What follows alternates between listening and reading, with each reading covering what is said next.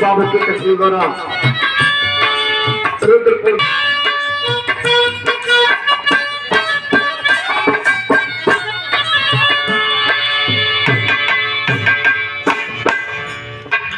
तानबा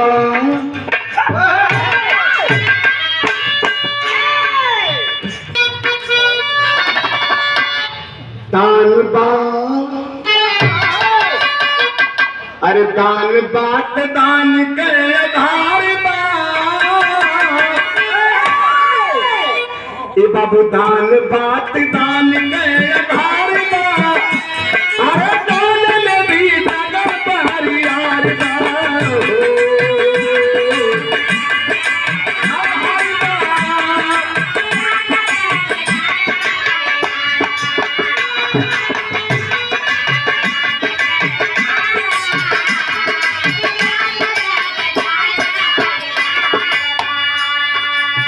तो 3 मिनट में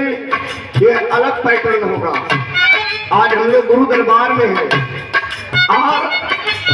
गुरु दरबार में जो गुरु की बात नहीं माना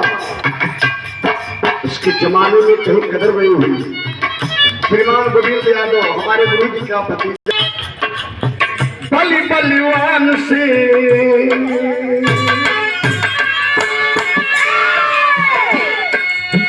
बलि बलिवान से हैरान सूर रानी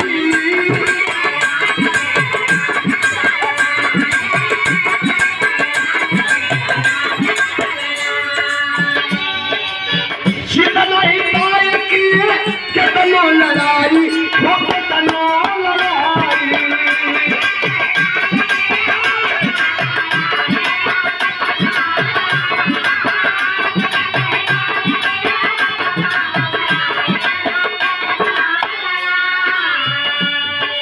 शिव भक्त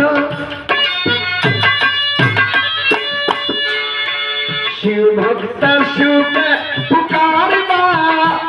अरे ताल में भी तगबारी यार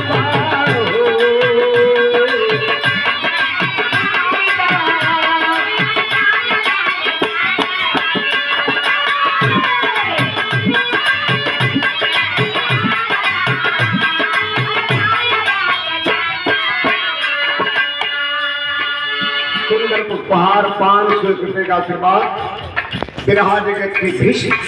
पंडित परशुराम यादव जी के नाती श्रीमान अंकित यादव जी के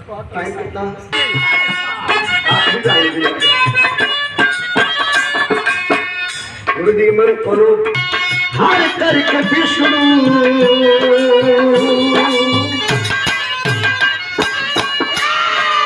हर करके विष्णु जुगती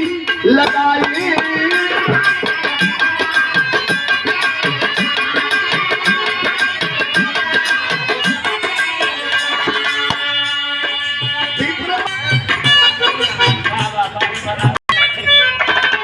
राम जन्म